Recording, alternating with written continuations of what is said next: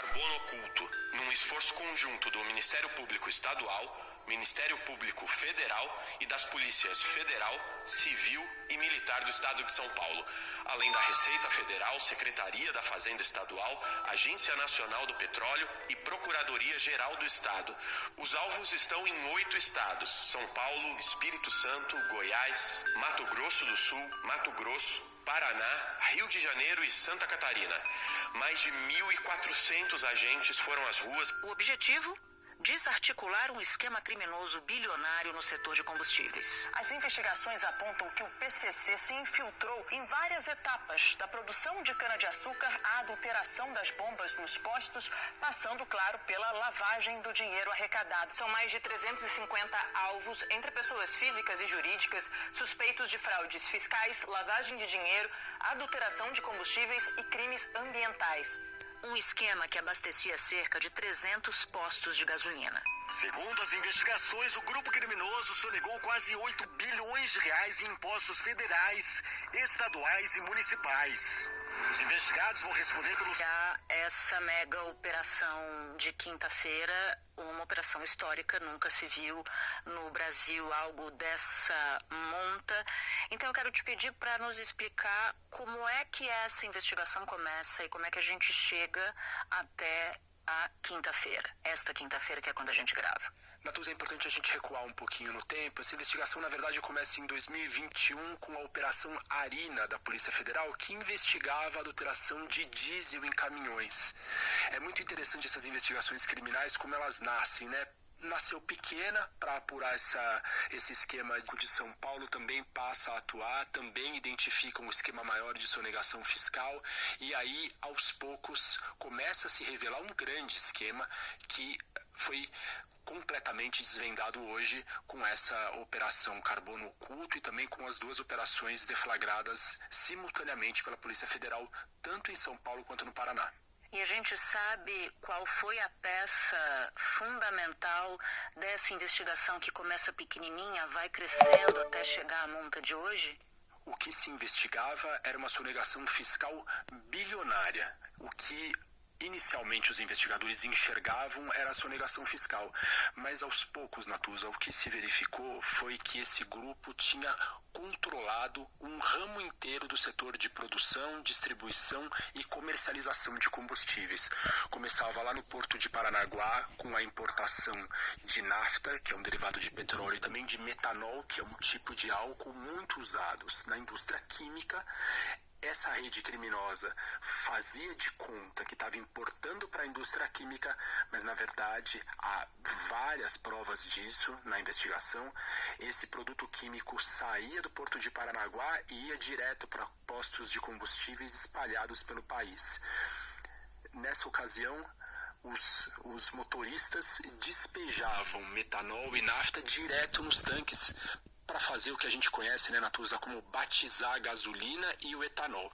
Em alguns postos fiscalizados pela Agência Nacional do Petróleo, existia uma concentração de quase 90% de metanol no etanol. Ou seja, o consumidor estava comprando um produto, levando o outro, e o mais grave, né, Natuza, esse produto, os chefes dessa organização criminosa pegavam esse dinheiro que, como você bem destacou, se misturava com tráfico de droga, com combustível adulterado e aplicavam em fundos de investimento listados na Bolsa de Valores de São Paulo. Então pode ter muito dinheiro do crime organizado nesse mercado todo regular.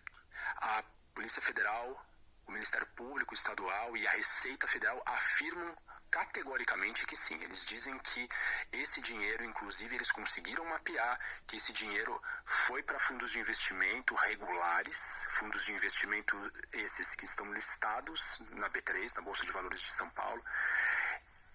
Esse fundo de investimento, na verdade, 40 ao todo, de diferentes perfis, eram usados para comprar empresas por meio de fundos de investimento, Natuza. Esse grupo criminoso é suspeito de ter adquirido 5 usinas de etanol na região de São José do Rio Preto. A gente lembra que há alguns anos, Natuza, o setor sucro-alcooleiro passou por uma crise grave. Muitas dessas usinas tradicionais lá do interior de São Paulo, elas pediram recuperação judicial. Percurso de aproximadamente 15, 20 anos, ele se tornou, na visão dos investigadores, um magnata desse setor do combustível.